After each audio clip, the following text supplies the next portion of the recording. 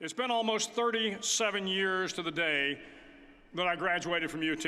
I remember a lot of things about that day. I remember I had a throbbing headache from a party the night before.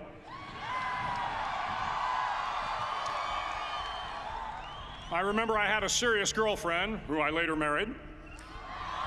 That's important to remember, by the way.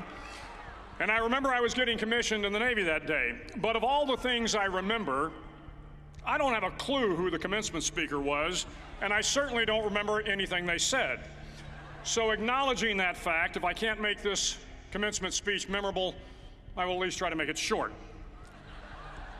So the university's slogan is, "What starts here changes the world." Well, I've got to admit, I kind of like it. What starts here changes the world. Tonight, there are almost 8,000 students, or there are more than 8,000 students graduated from UT. So that great paragon of analytical rigor, Ask.com, says that the average American will meet 10,000 people in their lifetime. 10,000 people, that's a lot of folks.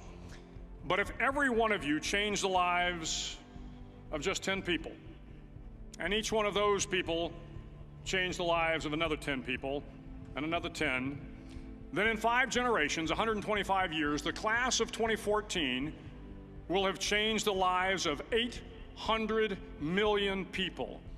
800 million people. Think about it. Over twice the population of the United States. Go one more generation, and you can change the entire population of the world, 8 billion people. If you think it's hard to change the lives of 10 people, change their lives forever, you're wrong. I saw it happen every day in Iraq and Afghanistan. A young Army officer makes a decision to go left instead of right down a road in Baghdad, and the 10 soldiers with him are saved from a close-in ambush. In Kandahar province, Afghanistan, a non-commissioned officer from the female engagement team senses that something isn't right and directs the infantry platoon away from a 500-pound IED, saving the lives of a dozen soldiers.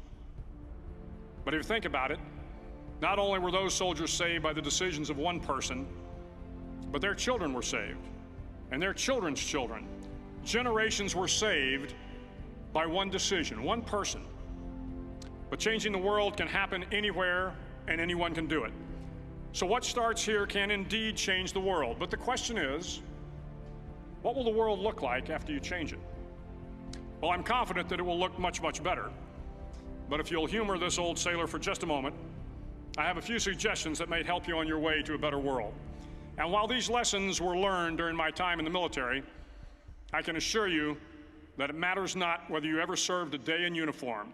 It matters not your gender, your ethnic or religious background, your orientation, or your social status.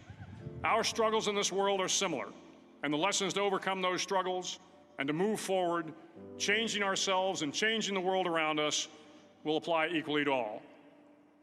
I've been a Navy SEAL for 36 years, but it all began when I left UT for basic SEAL training in Coronado, California.